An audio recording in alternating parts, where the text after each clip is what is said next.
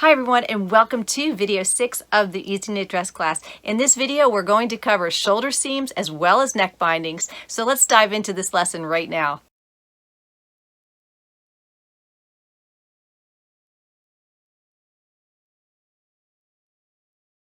For my sunflower fabric top, I'm going to be using my Janome Gem Gold. This is a very basic machine and it's a great workhorse, but it's very basic. It's a good solid mechanical. And when we start, I'm going to do the sample stitch using the standard toe. This is your regular zigzag foot.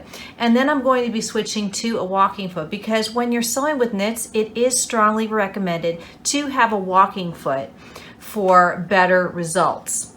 So let's go and make sure that everything is set up. Your machine is threaded and we are ready to get started with the sample stitch.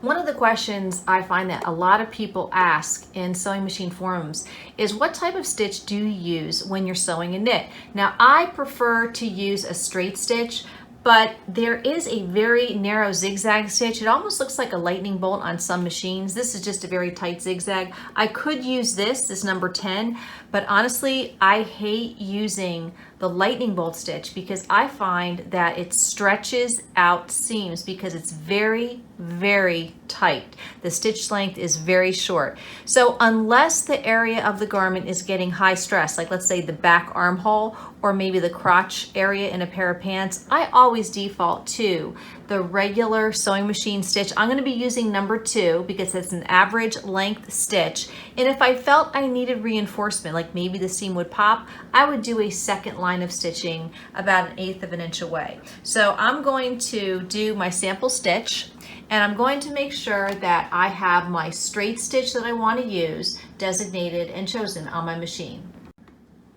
I'm ready to do my sample stitch. Put the fabric under the presser foot, lower the presser foot, and hold your threads in the back if you have thread tails.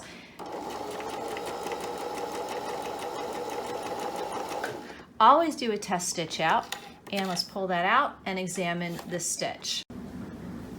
Here is my sample stitch right here on the right hand side, and I'm not getting any bird's nesting on the front and back, so I am ready to go. My back sunflower bodice, I didn't have enough fabric, so I had to piece the back. I'm going to take the back top and put it on the back bottom and then pin this together so I can stitch my seam.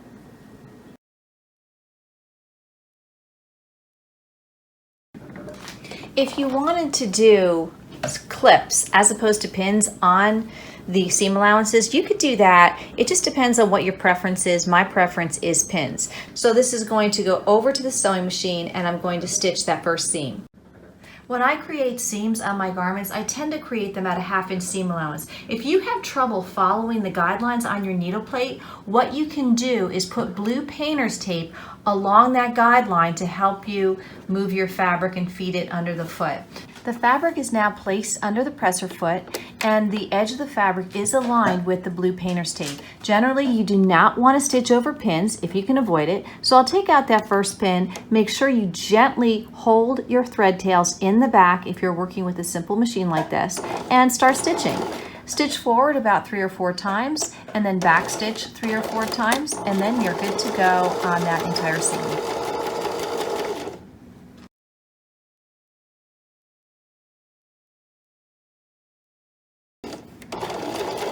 When I go to the end, don't stitch off the fabric, stitch right to the edge, back stitch, and then just stitch off, raise your needle, and then take your fabric out and trim it on the cover. Here's the seam I just stitched on this top. Looks great. What you can do if you're using the straight stitch and not that narrow tight zigzag, which I do not prefer, I will go ahead and stitch another straight stitch 1/8 of an inch away from this previous line of stitching. So that's what I'm going to do now. Now that this seam is fully stitched, if you look very closely, you can see a little bit of rippling there. The rippling is not exactly desirable. So what we want to do is use our iron with some steam to try to steam out some of these ripples. And this is really common if you're using a simple machine and you don't have a lot of adjustments. For example, the presser foot pressure adjustment. So I'm just going to straighten this out. I have my 2 lines of stitching here, and my iron is set to a synthetic. And when you press your seam, you just want to use an up and down motion. You don't really want to iron. And then I'm going to turn it over and just do the other side. And I like to press up and just kind of finger press this, press it with that steam iron heat. And then I'll do this again.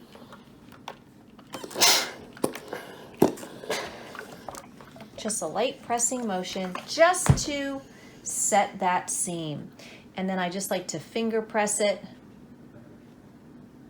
All right, now what you could do is you could top stitch this seam, as well as if you wanted to trim it down, you could trim down the seam as well. So if you wanted to trim close to that second line of stitching, you could do that. I am going to trim some of this off, but I am not going to top stitch. This is how the seam looks when it is trimmed, and you can see those ripples that used to be there are not there anymore, and that's what a good steam iron will do with that up and down pressing motion. So always make sure you do that to your seams. The next step we're going to do is our shoulder seam. So I have the back laying right side up. I'm going to take the front and place it right side down at the shoulder seams. And what we're going to do is baste our shoulder seams together, and then we're going to also baste our side seams together and just get an overall fit, because we want to see where these seam allowances are falling on our shoulder. So I'll pin the shoulder seams. And now I'm going to pin the side seam. So I'm just going to lay this flat on the table.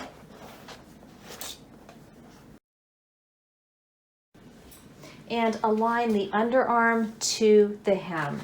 And then I will pin this area. And when you're pinning, you do want to make sure that you are pinning on a flat surface. You never want to pin with your fabric in your lap. And we'll flip it around and we'll do the other side.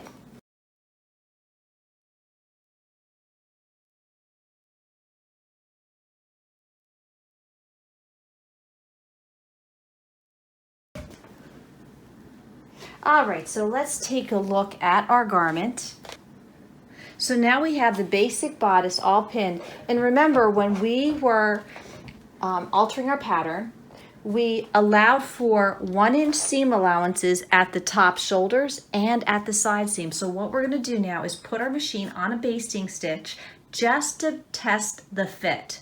When we baste our shoulder seams and our side seams, we have to choose the longest stitch length to do that, because it's just a test stitch. So I'm going to choose stitch 3 on my machine. I can't adjust the stitch length. I have to use the preset. So that's the one my machine is set to. Since I'm using a 1-inch seam allowance, I've moved my painter's tape out to the 1-inch mark. If you're not sure of where that is, what I like to do is just drop my needle and set my hem gauge and just butt the edge of the portion of my hem gauge lever right in there, and then just measure out for that 1 inch. And that is 1 inch right there. So I'm ready to start stitching.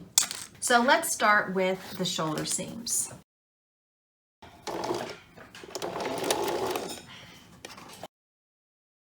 Here's the second shoulder seam, and again, always make sure to just gently put your finger on the threads behind the foot, because what can happen is, and this is happening to me a lot on this machine, is my thread tends to get pulled out of the needle. So just stabilizing your threads is a big help.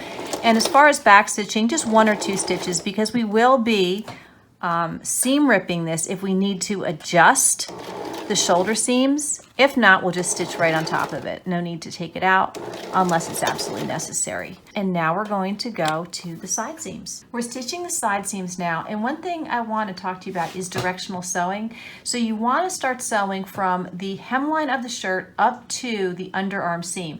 Always try to get in that habit, because directional sewing really helps in getting a smooth seam allowance. And what I mean by that is no or minimal puckering. And so we start at the hem and go up to the armhole.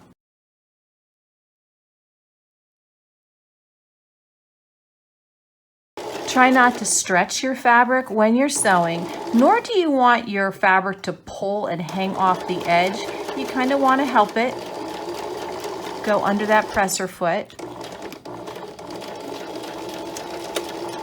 All right, this one is done, and now we'll go to the next one. Remember, start at the hem and stitch up to the armhole. Now that our side seams are basted and the shoulder seams are basted as well, we want to try this on in the mirror. And what we're going to be looking for is this shoulder seam. You want to make sure it is at the center of your shoulder. So we're going to go over to my dress form and check this out. Here is my shirt on my dress form, and I want to show you what I'm looking for the shoulder seam. This shoulder seam is right here, and you can see where that shoulder seam is laying. So you want to make sure that that shoulder seam is at the center of your shoulder. Now, I've made this before, so I know I don't have to make any adjustments to the shoulder seam.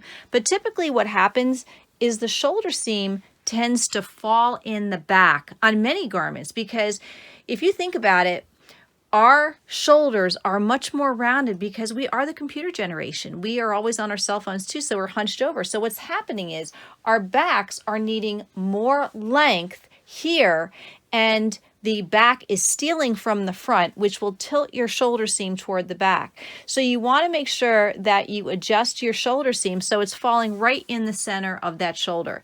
Now, if that is the case, if your shoulder seam is falling in the back, what you might want to do is just take a tape measure and measure how far back that shoulder seam is. So for example, 1/2 inch is a decent adjustment to use if you know you need this adjustment, but you're not sure how much forward you should go. So generally 1/2 inch is good. On some of the big 4 patterns, I have to move my seam allowance, my whole seam allowance forward 5/8 of an inch. So I just like to shift the entire shoulder seam forward for ease right now if you need that extra length on the back. What if you're looking in the mirror and you're just not sure? Do you have to make any forward shoulder seam adjustment?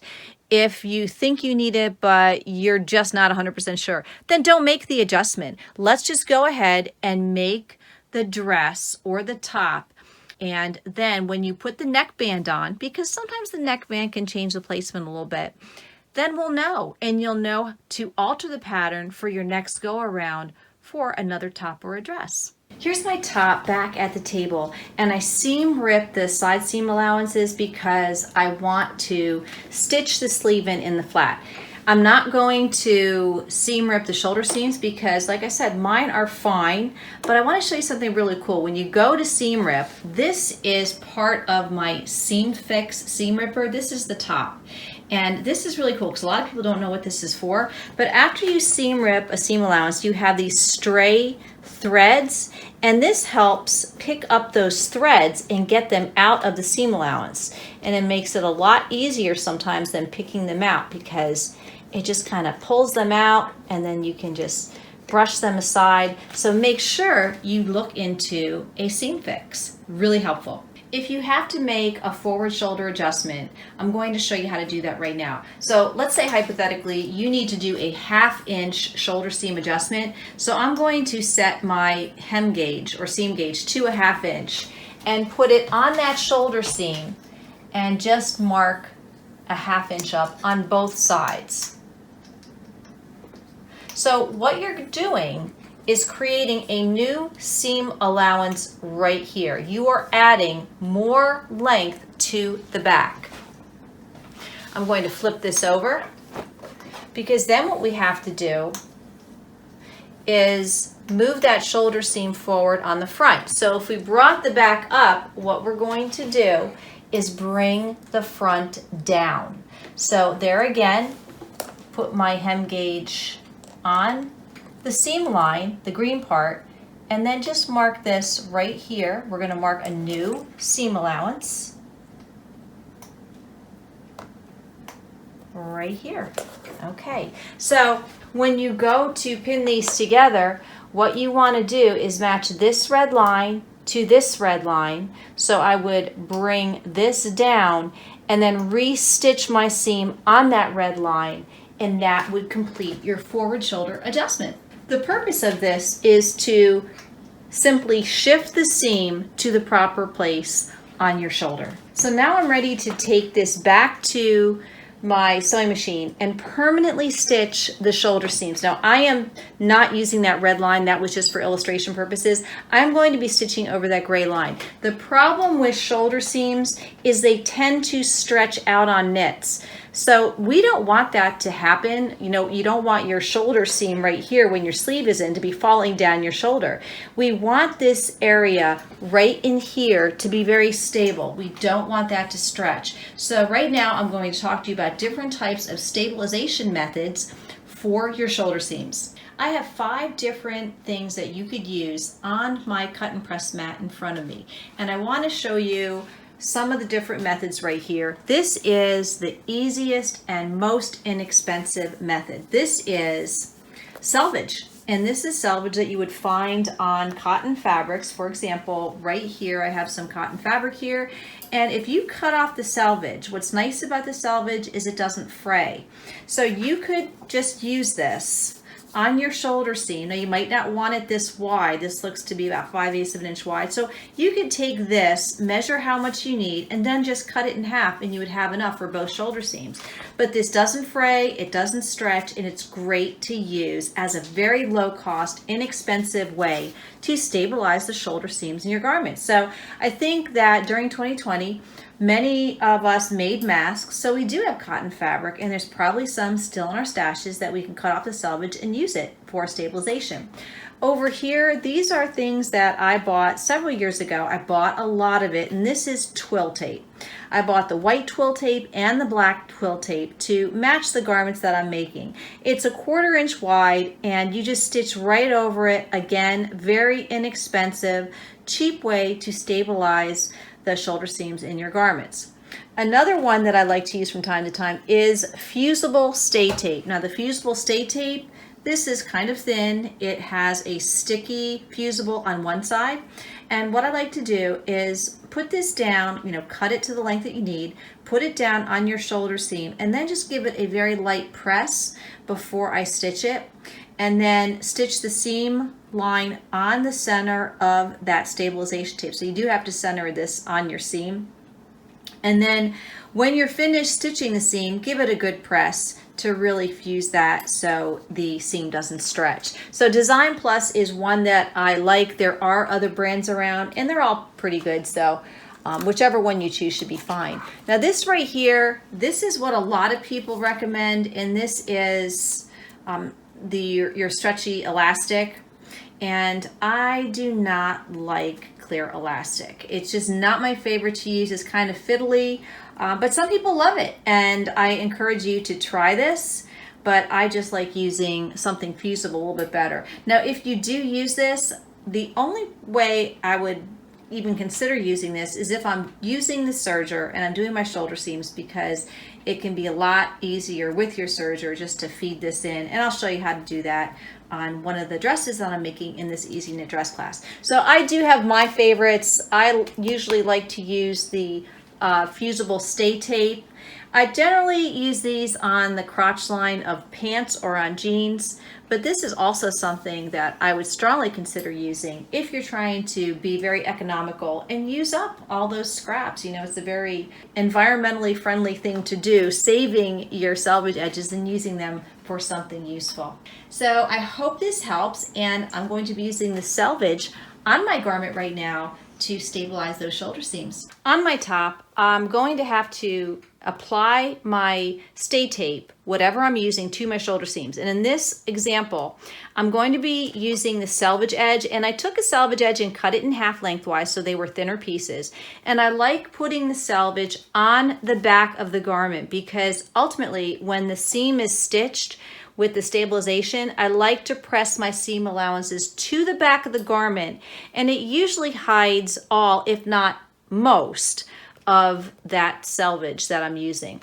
All right, so I'm going to take the shoulder seam and take the selvage strip. These are longer, but don't worry, we'll cut off the ends, and just center it over the seam line that we stitched before, and then just put some pins in here.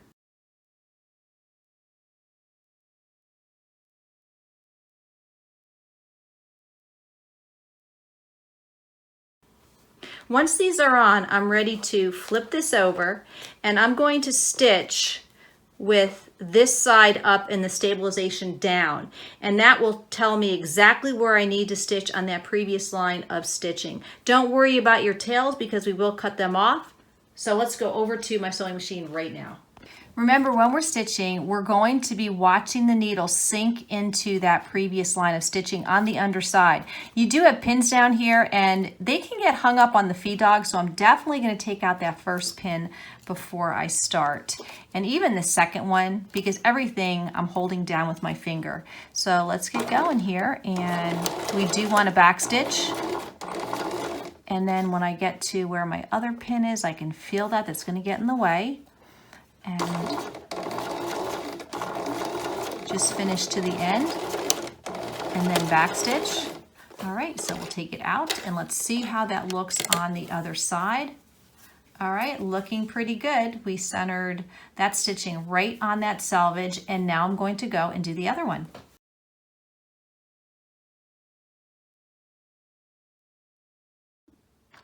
When you're finished doing that first line of stitching on your shoulder seams, just get your threads and your excess tape or selvage and just clip that and put it out of the way. And then over here, you want to try to pull your threads up. Again, clip the selvage. All right, and this is stabilized. We're going to do the same for the other side.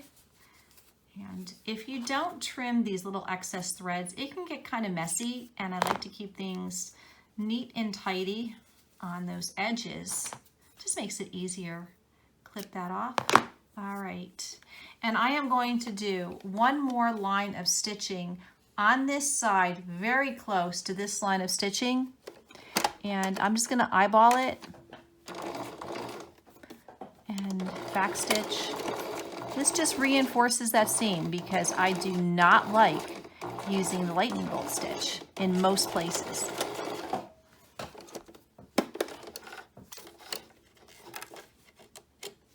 All right, double row stitching for security, and I'll do it on the next one. The shoulder seams are now done and stabilized, so I'll pick this up and just cut off the excess. I'll cut it off to about a 1/2 inch. You could do a little bit less if you wanted to. You could do a 1/4 inch. That's going to be up to you. And I just want to get most of that bulk out of the way. Now I'm going to press my shoulder seams open. So lay out your garment flat and then just push your shoulder seams to the back. And I know it's the back because I have the seam line here. If you keep confusing the front and the back, just put a little marking here. Like I like to do a double line there just to let me know it's the back. And take your iron and just give it a good steam. And like I said, no ironing, just pressing. And then we'll flip this over and do it from the right side. I like to press from both sides. Okay, this is my back right here. And if you find that the seam doesn't want to lay to the back, what you could do is just top stitch the seam allowance to the back. That works too. But once we get that neckband in, then it's pretty much going to stay to the back as well as the armholes. So that is up to you. Good up and down motion. All right, so our shoulder seams are now done.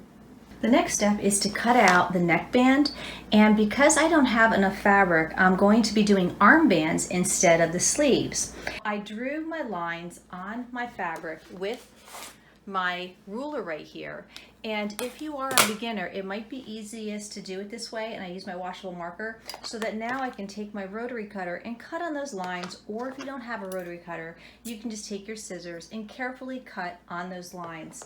And remember, in your pattern, it says specifically in the Hella Agnes dress pattern that the measurement of the armband and neckbands is an estimation. It's an approximation, and you're going to have to try it on and see if that width is okay for you. If you're getting any type of gaping, you're probably going to want to shorten your neckband and or your armholes to accommodate your unique figure.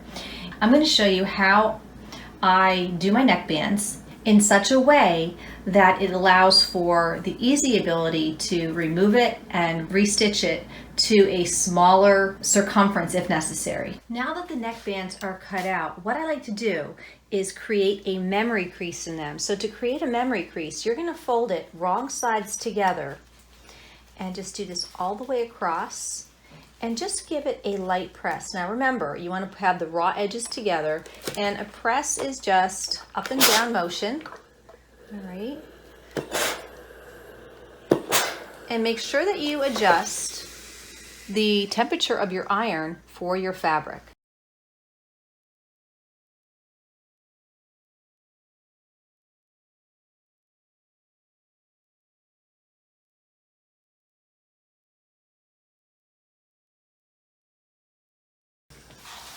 The reason why I like to do a memory press is because it makes it a lot easier to fold your fabric after we stitch the ends together.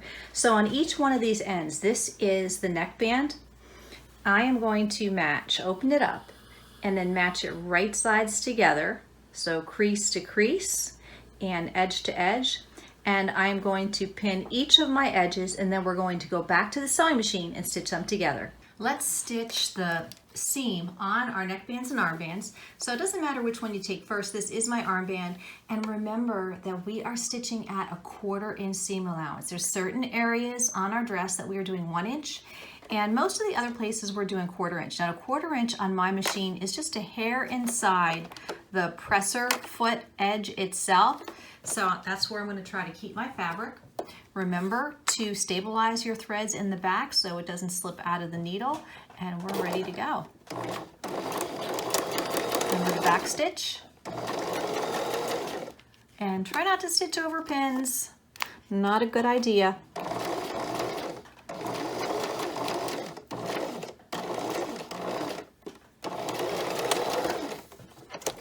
And let's do the next one.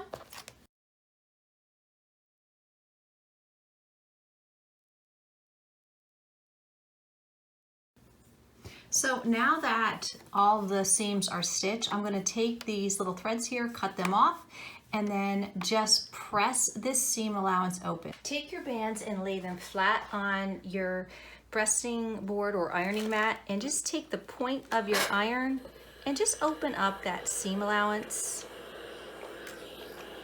and do it on all of these. From here, we're going to fold this again, and just make sure that your seam allowance is staying open so that it's flat. And then we're just going to repress the memory crease in that area. And then that memory crease really helps when you try to fold this. Then it already has that crease in there, so it just folds nicely. And then you can easily, very easily realign it and just give it another good press. If you want to do it separately, it's hard for me to see at this angle, so just give it a press here. So it's not as fiddly if you do that memory press. It's a lot easier. Okay, and then just do the same for the remaining ones.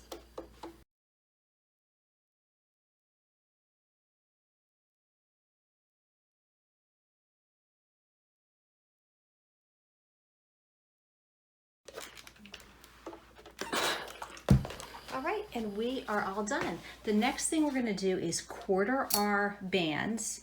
So you want to find the seam. So here's the seam. Pinch the seam here and just kind of fold it all the way down to the other end. When you get to the other end, I'm going to use one of my yellow pins.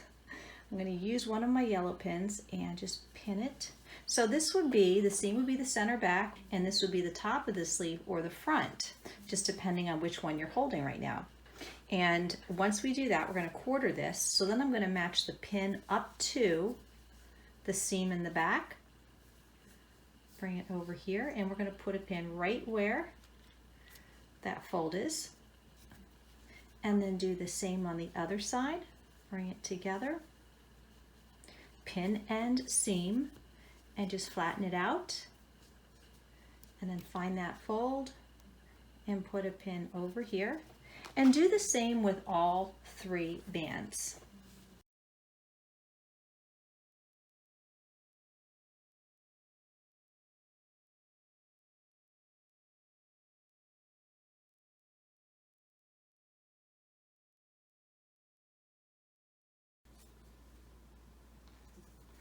All right, and once you're done finished pinning it, just clean up your edges, like you got one right there. I'll be careful to match my edges together. And just go around and make sure all your raw edges are even. Before applying the quarter neckband, we also have to quarter the neckline right here. And this is why when we're cutting it out, I like to put the markings for the center front, and I have that marking right here, as well as the center back. Now we need to quarter it, and a lot of people tend to think that the other quarters are going to be at the shoulder seams, but that is not always the case. In this case, it is not. What you have to do to determine that is match your center front and center back together, and then walk the seam until you find the shoulder point. And I already marked that. The shoulder point is, I've done this before, right there, right where that pin is. And I've done it on the other side. So once you do that, then you are ready to apply the neckband to the garment. When you pick up the neckband, first thing you want to do is identify the back seam, and the back seam is going to be this right here. Take your garment and put it face down, front facing down onto your surface, and then take your neckband. Remember, it is the longer of the 3, and find the center back seam. So where this seam is right here, we're going to match it up with the center back seam right here, and this is where we have our marking. So I'll place it right here and put a pin at that point where I'm putting both of them together. Move the garment around, and we're going to find the next quarter point, and the next quarter point is going to be the one near the shoulder seam. So match those 2 up and pin. Adjust the garment to find the 3rd quartering point, and that's going to be the center front. So I'm going to look for that dot, and that dot is right here.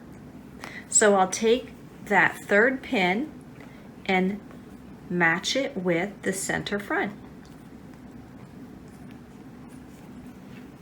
Then I'll find the last quartering point and match it with the other point near the shoulder seam. So right here I have all points quartered and ready to finish pinning.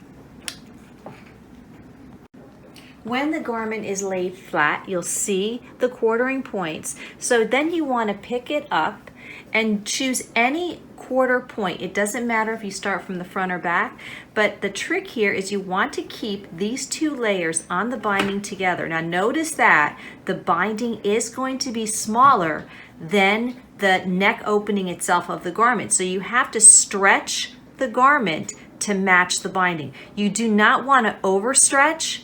That would not be good, but just stretch it enough and then put the pins in there. Now you could use clips.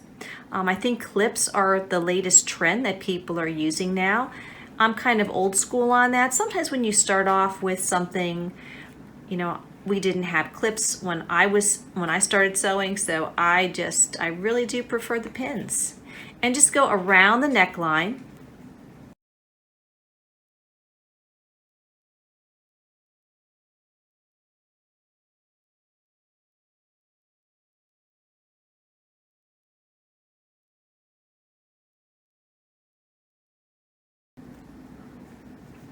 All right, so the entire neckband is pinned to the garment, and now I'm ready to take it to the sewing machine. When sewing my neckbands to the neck opening, I always like to do the first stitch with a basting stitch, which is the longest stitch length, and that would be number 3 on my machine.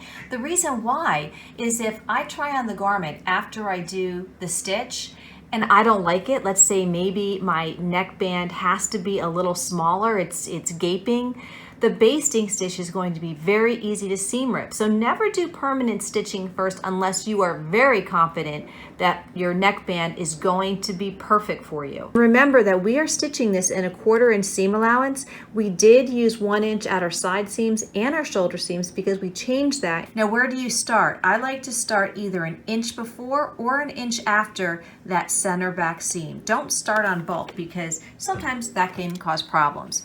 Also notice that you will see little pleats here, and you can see it on the underneath. So when you stitch your garment, you want to make sure that you are giving a gentle pull in the front to make sure that everything is flat while you're stitching. So you are stretching the garment itself, the bodice, to match the neckband.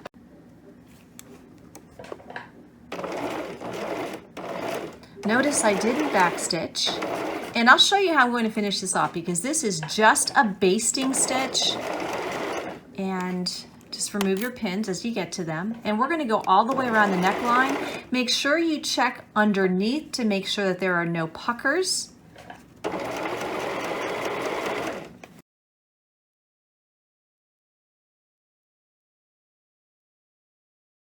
And notice that I have a shoulder seam coming up. So I want that shoulder seam to be folded this way so I don't see that stabilizer tape that I put underneath. And that was the selvage edge. So I have that pushed under and I'm going to kind of guide it with my fingers so that nothing gets out of place. Again, stretch and stitch.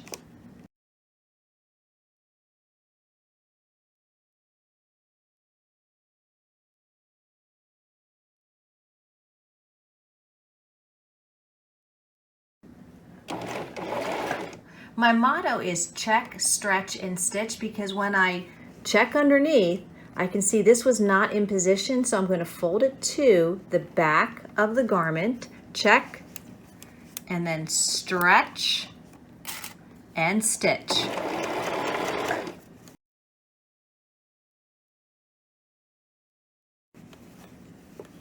And now that I'm nearing the end, you can see the starting point was right here.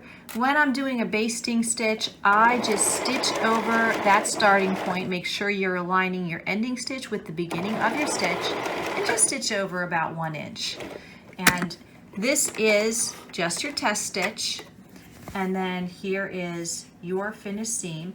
Always trim your little stray threads right here, but you can see on the back side, this is the garment. It might look a little wavy in places, and that's normal. All right, so let's flatten this out on the cutting table.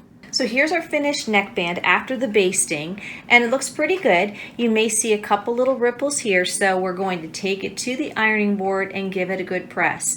You do not put permanent stitching in here until we are all done with the garment, because we need to make sure that once the sleeves go in and our side seams are stitched, that the neckband is exactly the way we like it, and we don't have any gaping in the front. So this is always the last step that we do. Let's take it over to the ironing board and give it a good press.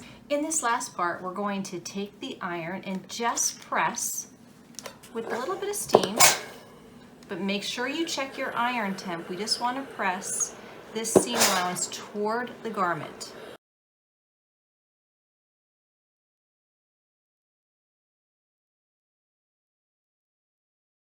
You will have some bulk at the seam allowances. Just do the best that you can. Right, and once you do it on the inside, then just do it on the outside, pushing that seam allowance down.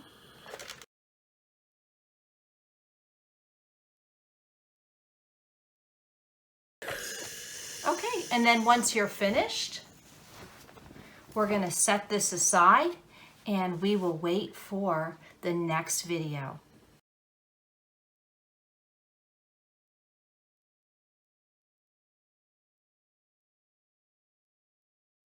In this video, I'm going to be addressing the shoulder seams and the neckband. But first things first, if you have princess seams, they need to be stitched together. So whether you have them on the front, back, or just the back like I have on my dress, you're going to want to pin them. When you pin the side panels to the center back, right sides together, you want to lay them flat. And you'll notice here, you can see that the fabric is hanging off the edge. When I pin my fabric, everything is on a flat surface. So I did angle it when I was pinning. So you need to make sure nothing is hanging off. And when I was pinning, you'll see right down here, I do have a discrepancy. And if you have a discrepancy in the two layers and it's more than a ½ inch, you're going to have to find out what's going wrong. But anything less than a ½ inch, I don't worry about if it is uneven at the bottom. So right here, the next step I'm going to do is to pin this side panel right sides together to this long edge, and then I'll join you back here for the stitching. Before we sew the princess seams, we have to get our machine ready. I have put my gray thread into the bobbin as well as threading it on the top. The needles that you want to use for your machine are going to be the stretch needles in size 11. So I do have a fresh 11 installed into my machine, and I'm going to be using this walking foot right here. Now, Janome has two different types of walking feet for my machine. This is technically called the AccuFeed Flex because these soles right here, this will pop off and I can put the zipper sole on as well. But I prefer this foot for my garment sewing because it just gives me a lot of flexibility for my seams and my top stitching. There are a few things that need to be discussed before we start stitching the seams on this garment. And number one is, what stitch do we use? Oftentimes I find in sewing groups that people love to say, or the advice given is to use the knit stitch, and that is number 6 on my panel. I hate that knit stitch, and I'll tell you why. The stitch length is so short, I feel it stretches out a seam when you're stitching. So the only place I will use a knit stitch in a garment is the back of the armholes and also the crotch line, the back crotch of pants. Only places. Other than that, I tend to use the straight stitch. On the straight stitch, the default on this Janome machine is 2.4. That is way too short in my opinion. The shorter the stitch, the greater the likelihood that the seam will stretch out when you're stitching it. So I like to set mine at 3.0 for most places in a garment, with the exception of maybe a curve. The other area that you need to look at is going to be over here on the left-hand side. I have a knob right here, and I'm going to show you it looks like this. This knob is what determines how much pressure the foot, the actual foot, is placing on my fabric. And my default is 5. It's normally set to 5. You can see that square around that number 5. However, when stitching knits, I always reduce the pressure down, and for seaming, I like to set it at 3. The pressure is very important because that can also stretch out your seam. So reducing it a bit on knits goes a long way to keeping everything just right when you're sewing up the garment. In my previous video, when I created the princess seams, I always create princess seams with a ½ inch seam allowance. And I need to mark on my plate where my ½ inch seam allowance is, because I think on my plate it's a little harder to see when I'm sewing. So you can either put blue painter's tape on your machine. I do have one of those metal magnetic seam guides, and those are great to use, but on a video I can follow the blue painter's tape much better. And when you sew your garment, you always want to sew the garment with the greatest curve on top. And in a princess seam, that means the side piece is always going to be on top. So this right here is your center panel in the back. We'll put our foot down and start that seam. Please remember that you don't want to sew on pins, and we do want to backstitch this seam.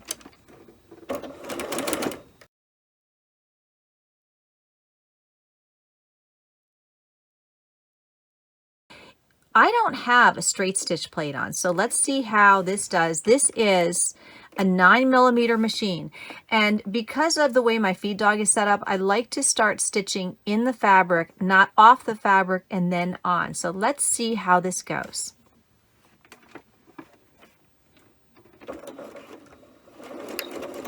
Make sure you backstitch. Sometimes if you start stitching too close to the edge, you might have a couple problems there, so better to start a little bit in, not more than 1/4 inch, and make sure you remove your pins as you are stitching. Always a good idea to check underneath your fabric to make sure there's no bumps and extra fabric that got caught under there.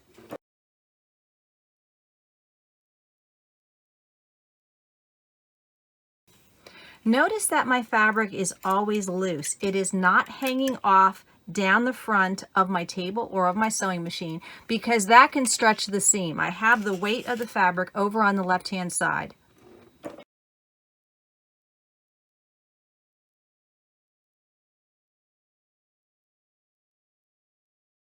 And when you get to the end, take out your final pin, and then don't go right to the edge. Backstitch a little bit before and then just off the fabric, because if you backstitch right at the end, your fabric may get caught up under the foot. Let's look at the seam. It looks beautiful, and what I'm looking for is no rippling. Rippling of the fabric would mean that the seam has stretched, and that is the advantage of having the foot pressure knob at the top that you can adjust.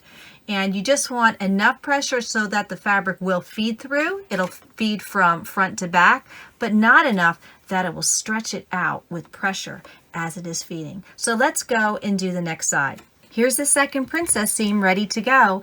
And bear in mind that when you always sew with the piece that has the greatest curve on top, that's going to be your princess seam side panel, that on one side you're going to be starting at the shoulder seam, but on the opposing side you're going to be starting at the hem. Again, start about 1/4 inch in, put your presser foot down, and start stitching, and make sure to backstitch at the beginning and at the end of the seam.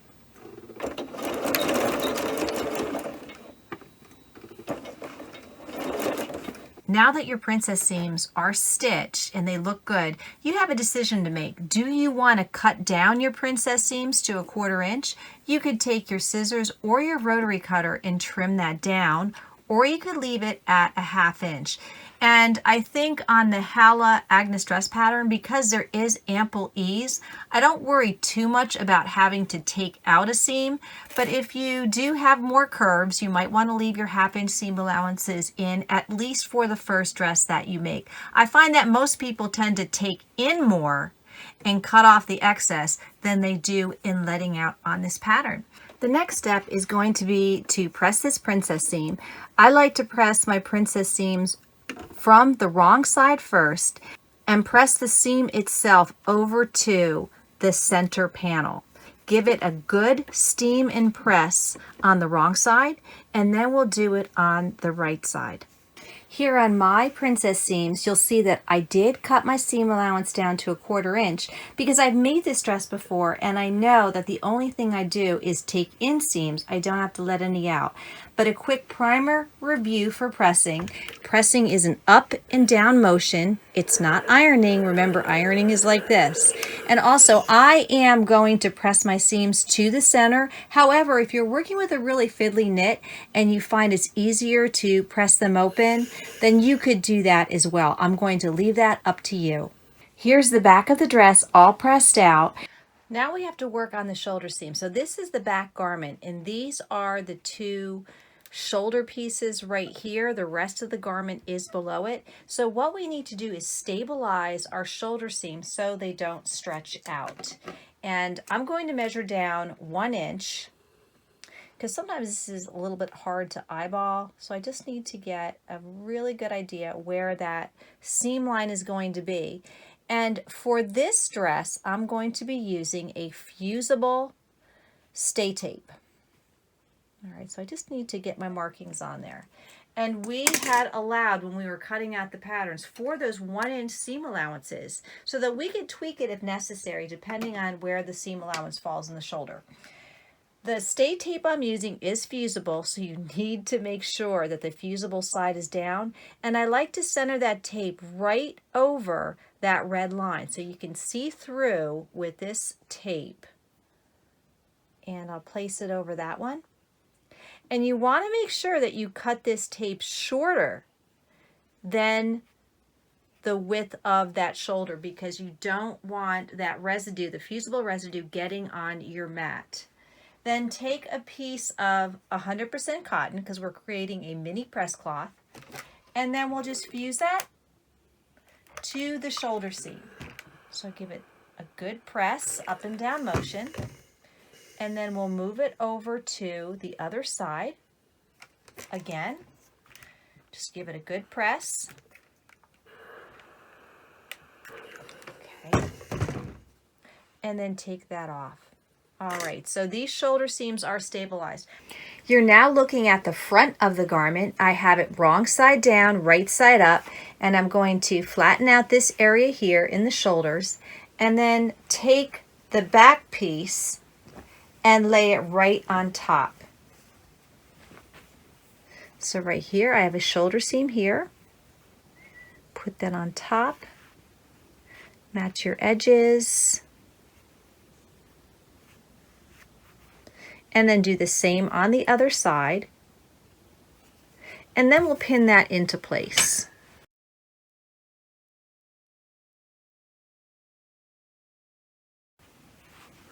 All right, and once we have it here, we're going to baste the seam allowance. Yes, I did say baste. The seam allowances of the shoulders at the sewing machine.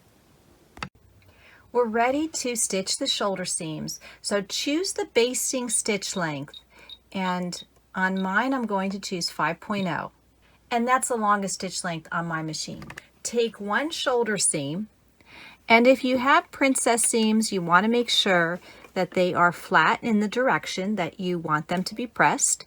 And I'm going to stitch on that red line. So I'll take this off because my seam allowance to test the shoulders is going to be at 1 inch. And let's just back stitch once or twice on the basting stitch at this side and this side.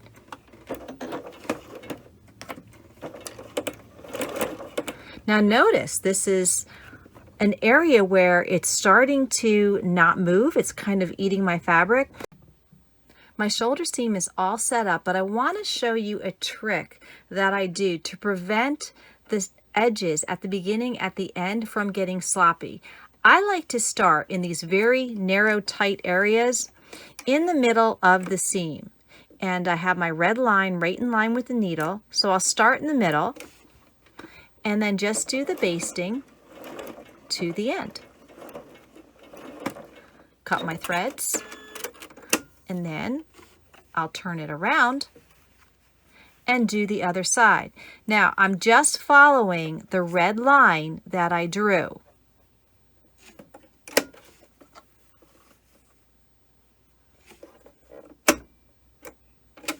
Sink my needle into the previous line of stitching, take out my pins, and follow to the other end of the red line. This way, the edges never get hung up at the beginning and end of the seam.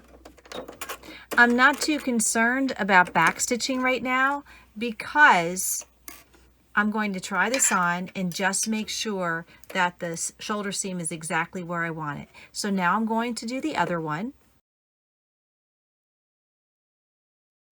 Press the seam allowance open.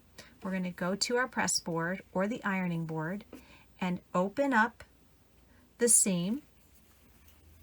And we're going to press it open just by opening up these two ends, giving it a nice press on the wrong side, a nice press on the right side, and then we're going to try it on.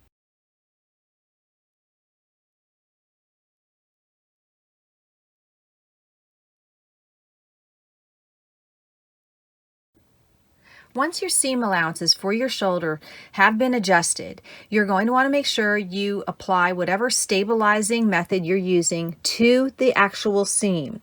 And then we're going to do permanent stitching. Now the permanent stitching, I like to use a straight stitch. And because I'm using a 9mm machine, sometimes that fabric likes to get sucked down under the needle plate. So I'm going to show you what happens when I switch to my straight stitch plate. Here's my straight stitch plate, and notice on my plate I have 2 holes, and that's going to be different from the horizontal hole that goes straight across. So I'm going to pop this in. You'll notice that I do not have any screws for my plates because I have a machine that has pop-out stitch plates. Then I'm going to take my blue painter's tape and I'm going to put it at the 1-inch seam allowance. Now, I did not change my shoulder seams because I have made this before, so I know that when I made my 1-inch seam allowances, it's going to be perfect. All right, I did that because it's just nice to get used to doing that, adding those 1-inch seam allowances in case you need to make changes. If you have a standard hole needle plate that looks like this right here with that hole going horizontal straight across, I showed you in a previous clip how sometimes I like to start in the middle and stitch to an end and then reverse it and switch from the end back to here, because sometimes when your needle starts at the beginning of the seam, it may push that fabric down and cause you some problems. So let's see how it works out with my straight stitch plate, and I'm going to choose the straight stitch and change my stitch length to 3.0. I never like to have it any less when I sew with knits.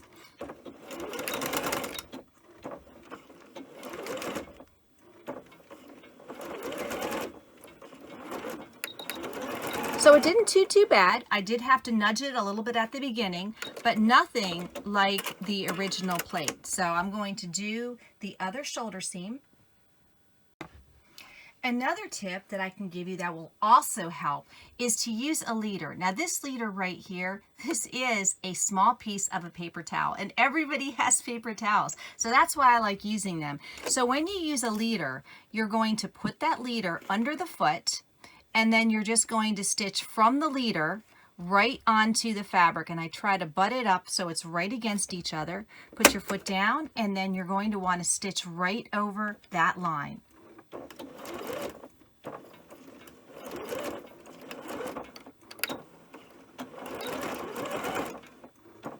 And see how easy that made stitching that seam? A leader can really help. Make sure you backstitch at the beginning and end of that shoulder seam, and we'll take it out. And what do you do with your leader? You just take your scissors and snip it right off. And there you go. So using leaders can really help, and paper towels can be your best friend.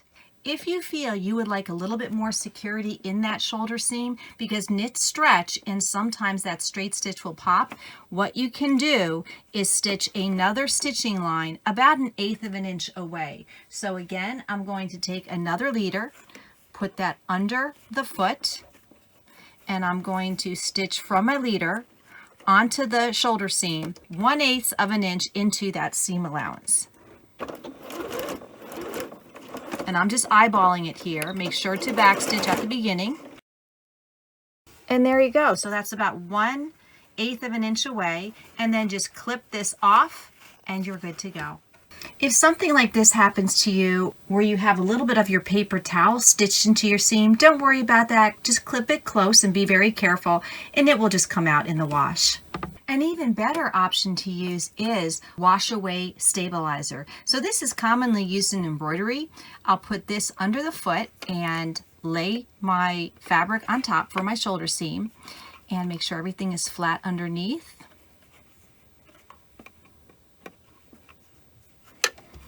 And then you're going to stitch 1/8 of an inch away for reinforcement if necessary. After the seam is stitched and you take it out, you can just cut it right here at the edge and leave whatever is on underneath, leave it on the garment, because that's just going to wash away when you wash your garment. Once the stabilizer has been trimmed away, the next step is to trim the seam allowance down to about 1/4 inch, but no more than 3/8 of an inch. After that is done, you can either press your seam open, but what I like to do is press the entire seam allowance to the back, and then it covers up the stay tape on that back seam allowance. The next step is pressing the seam to the back where my princess seams are. So make sure that when you're working with the knit, you use a press cloth. This is 100% cotton. And just give it a nice press, and you can finger press it as well, and do the same on the other side. So press that back and a good finger press. I'm going to flip this over because I also want to press it on the right side as well. And again, use your press cloth on the right side of the fabric and just give it a good press. And then we can set this aside. The next step is to cut our neck bands. Now you can see right here, this is my neck band sample right here. And the reason why I have this is to show you the selvage edge right here. And remember that when you cut your neck bands or arm bands, if you're not using sleeves, you must cut the fabric and the band perpendicular to the selvage edge over here. That's very important because most of the time, not all, but most of the time, the greatest degree of stretch is going to be perpendicular to the selvage that is running this way. So this right here is my neckband that has been cut to the specifications as set by the pattern. Remember that the guideline in the pattern, what they're telling you to cut your neckband as, is a template that can be altered based upon your own unique body. So it's only a starting point. I will show you how we're going to stitch this in so it's going to be easily removable if you find that you have any gaping in the neckband. So make sure you determine the degree of greatest stretch, and it's usually going to be perpendicular to that selvage, and then cut your band. After you cut out your neckband, you're going to be doing a memory press, and the memory press is going to be wrong sides together so that your cut edges are even. So take this over to your ironing pad or ironing board and make sure that you press your band, or bands if you're doing armhole ones, all the way across. Here's my press band, and when I open it up, you will be able to see a crease right here. So we do that memory press to create a memory crease, and then you're going to open this back up and lay it so it's right side up.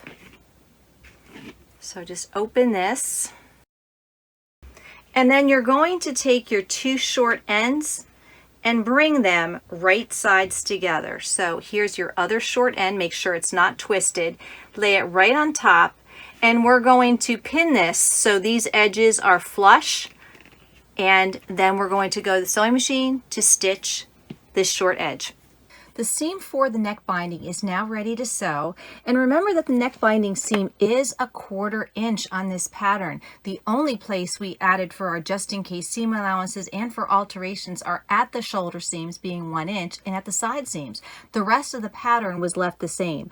On my needle plate, and you're going to have to look at your needle plate, sometimes the plate itself will have 1/4 inch markings on it and 3/8, and all your markings may be located here. I know that my 1/4 inch marking is located just inside the toe of my dual feed foot. So I do have some wash away stabilizer here. So I'm going to start stitching on the stabilizer and have my edge just inside that toe. Again, I'm going to switch it to my straight stitch, and I like that stitch length to be 3.0. So now I'm ready to stitch. Back stitch at the beginning, and then back stitch. Cut your threads, take it out, and then you can trim away the excess washable stabilizer.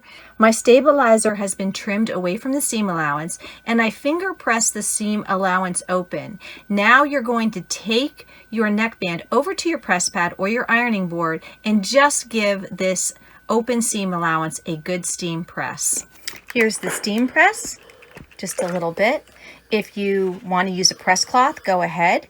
And then what you're going to do is fold this up, because our memory crest, we just have to create that again, just in this area where we steam this, and then just give it a good press here. Again, if you are not used to using an iron for sewing, always a good idea, if you feel you need it, to use your press cloth, just a nice cotton press cloth. Now it's time to quarter our neckline. So to quarter the neckline, you need to find the seam in the back. Make sure that your seams are pressed open, and just double check here. Mine was not pressed open, and you can see right here, I did press it, but it just kind of fell back to one side. So make sure it's open and then close it on itself and put a pin at that center back seam. And then what you're going to do, this is where your memory crease really comes in handy. You're going to lay this down and then just kind of walk the edge and find the other side, and this is going to be your center front. So put a pin at your center front, then separate the two sides and bring your center front and your center back together. Kind of press that seam out with your fingers very lightly, not stretching. And then this point right here is the 3rd quarter.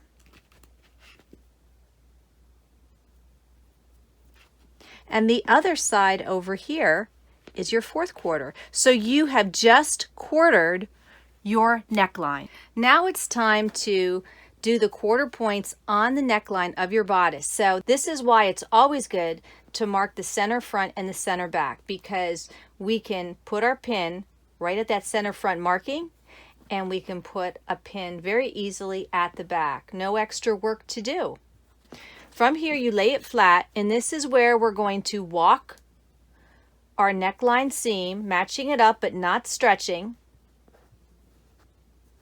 so that we find the other quarter point. Never assume that the shoulder seam, it's just slightly off on that shoulder seam, but never assume that seam is going to be your quarter point. It may be and it may not be, because remember, your back neckline is different from the front neckline, and sometimes it's different by a lot, and that's when it really wouldn't match up. So here again, take your neckline and don't really stretch it, just kind of walk it, and there we have the shoulder point marked here, and our neckline is quartered with the 4 pins. Now we have to pin the neckline binding onto the neckline. So I like to start at the back, so I'm going to turn the garment over so the back is showing, and I know it's the back because I have the princess seams here. If you don't have princess seams, you're definitely going to want to make sure you mark that back when you cut it out. So here is the seam in the back. Make sure you have your raw edges even. Put a pin here, and then you can take that other pin out. We're going to move around the neckline. So right here, I'm looking for that next pin on the neckline. I found it. And we're going to pin right here. That's our 2nd quarter point. Move around to the 3rd quarter point. You might have to readjust your garment. And that 3rd quarter point is the center front. Make sure nothing has twisted on your neckband. Put it together and pin it so all the raw edges are flush. And let's find the last quarter point. And that is going to be that other shoulder seam. Match it up and pin. Make sure your shoulder seams are pushing to the back. And there, our quartering is now done. Once the garment is quartered, I'm going to start at the center back, so I'll find that again. And you really could start anywhere. So what you're going to do is the opening of the garment is larger than the neckband. So what you have to do is stretch it so they match. Now don't overstretch, just stretch enough so that they match. And then I'm using my thumb here to join those raw edges. Put a pin here. If you like to use clips, go ahead and use them. I'm very old school. I like to use my pins. It's what I grew up using, and I don't really like clips because they seem bulky to me. But if they work for you, go ahead and use those clips. So we're going to pin all around the neckline, stretching the neckline to the binding but not overstretching. So I'm going to go and finish this all off.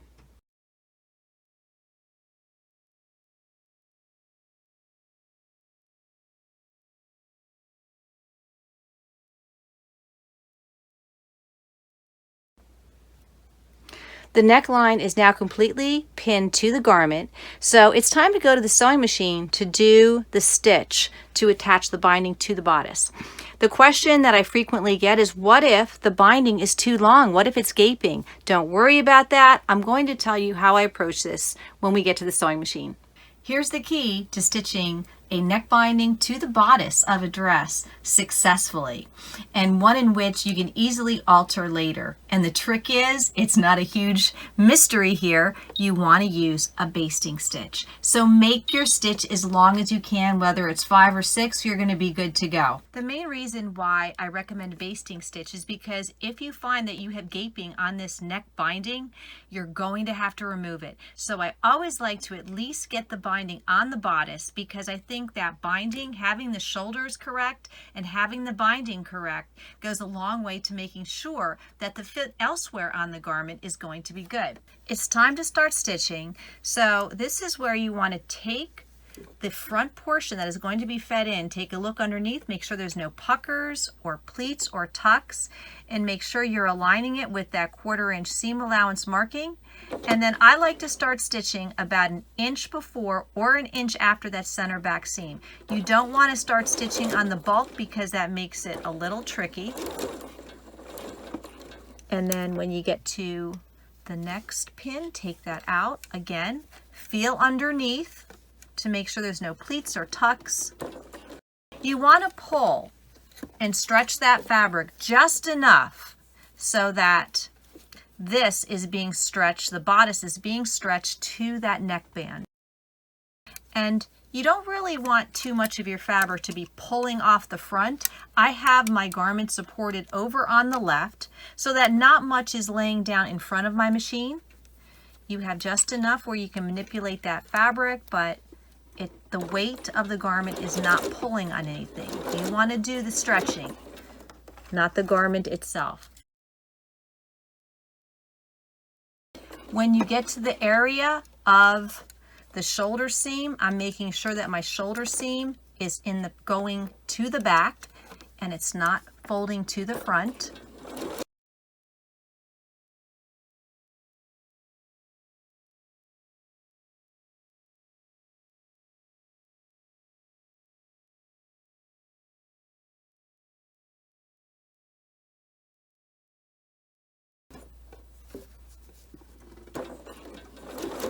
And when you come back to the beginning, what I like to do is stitch about 1 inch over the starting point, and then cut the threads and take it out. All right, and let's admire our handiwork right here. Press the seam allowances to the bodice. So here is the wrong side. I'm going to press this down into the garment.